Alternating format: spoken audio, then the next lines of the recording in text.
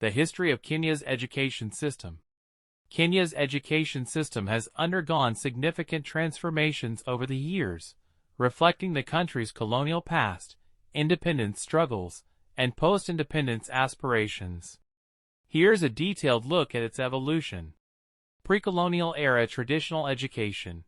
Indigenous communities had their own informal education systems, primarily focused on cultural transmission, survival skills, and moral values. Islamic influence. The Swahili coast, influenced by Islamic culture, established Koranic schools, madrasas, for religious education. Colonial Era Missionary Influence. Christian missionaries introduced formal Western-style education, primarily to convert Africans to Christianity. They established schools that offered basic literacy and numeracy skills. Dual education system.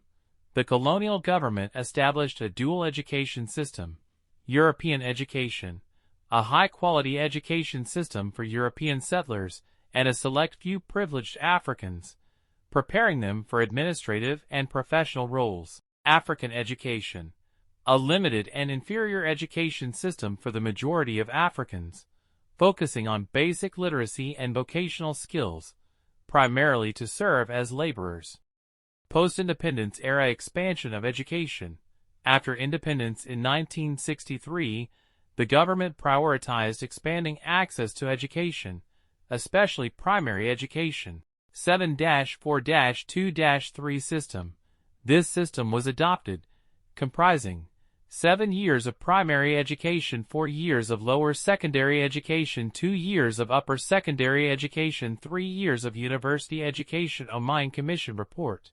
This influential report in 1964 recommended reforms to promote national unity and identity, including curriculum changes and teacher training.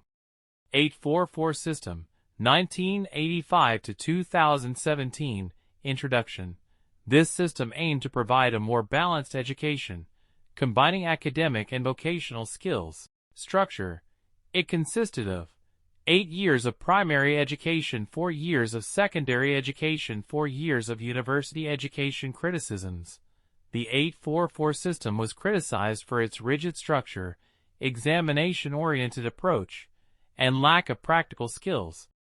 Competency-Based Curriculum, CBC, 2017 present, focus on competencies. This curriculum shift emphasizes the development of practical skills and critical thinking abilities. Learner-centered approach. It promotes active learning, project-based learning, and experiential learning. Continuous assessment. The system relies on continuous assessment rather than a single final examination. Challenges.